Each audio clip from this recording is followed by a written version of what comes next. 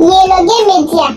Bienvenue dans l'émission Droit et Justice sur la chaîne Yellowgay Media. Si vous n'êtes pas encore abonné, n'hésitez pas à vous abonner pour ne manquer aucun de nos futurs numéros. Aujourd'hui, on va parler de l'encadrement juridique du mariage selon le droit guinéen.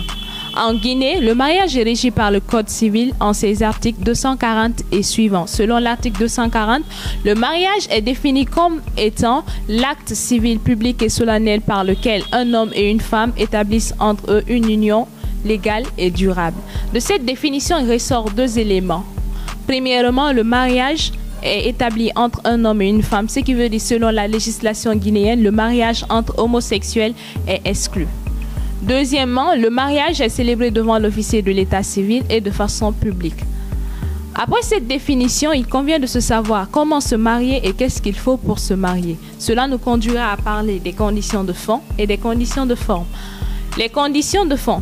Pour se marier, il faut avoir 18 ans ou bénéficier d'une dispense d'âge qui n'est délivrée que par le président du tribunal de première instance du lieu de la célébration du mariage. Cette dispense d'âge est délivrée pour des motifs graves. Selon la jurisprudence, les motifs graves peuvent tenir à l'état de grossesse de la future mariée. Les mineurs ne peuvent se marier qu'avec l'accord de leurs parents, du conseil de famille ou de la personne qui exerce sur eux l'autorité parentale.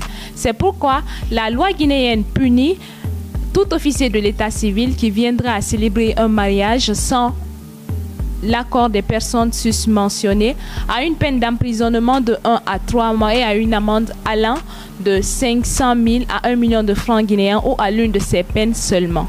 Le mariage exige le consentement des futurs époux. Ce consentement doit être libre et non vicié, c'est-à-dire que les futurs époux doivent s'engager l'un envers l'autre sans être trompés ou sans être forcés.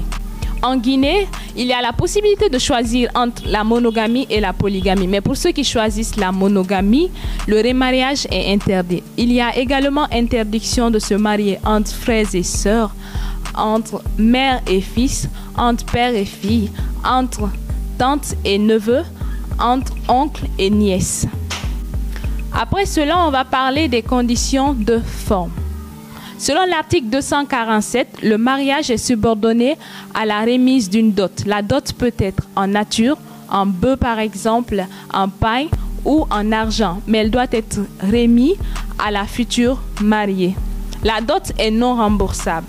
Avant la célébration du mariage, l'officier de l'état civil qui en est en charge doit procéder à la publication de ce mariage à travers une affiche qu'il va mettre à l'entrée de la mairie 10 jours avant la célébration du mariage. Mais cela ne peut se passer que lorsqu'il y a eu certaines formalités, à savoir l'audition des futurs époux sur le choix du régime matrimonial, leur acte de naissance, l'accord des parents pour le mariage des mineurs, la dispense d'âge pour le mariage des mineurs, le certificat de résidence et le certificat prénuptial, le certificat de décès pour les veufs et l'extrait de jugement de divorce pour les personnes divorcées.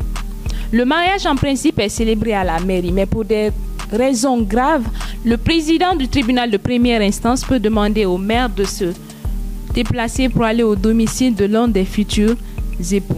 Les futurs époux doivent être accompagnés de 2 témoins chacun, au moins des témoins qui peuvent ne pas être de leur famille. Après ces conditions, on va parler de la nullité du mariage. La nullité est la conséquence de l'inobservation des conditions du mariage. Ce qui veut dire que, aux yeux de la loi, lorsque Widor et Nyakwe s'unissent sans respecter les conditions énumérées par la loi, ils sont considérés comme 2 célibataires qui vivent ensemble.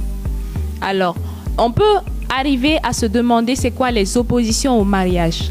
Il existe plusieurs oppositions au mariage. Plusieurs personnes peuvent s'opposer au mariage. Premièrement, nous avons le conjoint d'une précédente union qui n'a pas été dissoute par un jugement de divorce. Les pères, mères, les tuteurs des mineurs peuvent s'opposer au mariage si le mariage n'a pas suivi les conditions énumérées par la loi. Tant que cette opposition n'est pas levée, le mariage ne peut être célébré. C'est pourquoi la législation guinéenne donne la possibilité aux futurs époux de lever cette opposition en saisissant le tribunal qui a 10 jours pour statuer en la matière. Après le mariage, donc, il va sans dire que les époux auront à la fois des droits et des devoirs. Alors, c'est quoi les droits et les devoirs des époux? Les époux se doivent fidélité, secours et assistance. Selon le Code civil guinéen en son article 287, la femme et le mari participent ensemble à la direction morale et matérielle de la famille, à l'éducation des enfants et à l'entretien du ménage. Chaque époux est libre de mener l'activité professionnelle de son choix, mais en cas de gain, il doit s'acquitter de sa part de contribution avant de faire ce qu'il veut du reste de l'argent. Si le régime matrimonial ne définit pas les modalités de participation aux charges financières de la famille, les époux le feront en fonction de leurs possibilités. Les époux doivent vivre ensemble. Le domicile familial est fixé en fonction de l'accord des deux. En cas de désaccord en cette matière, c'est le conseil de famille qui s'en charge ou le juge en mettant en avant l'intérêt de la famille.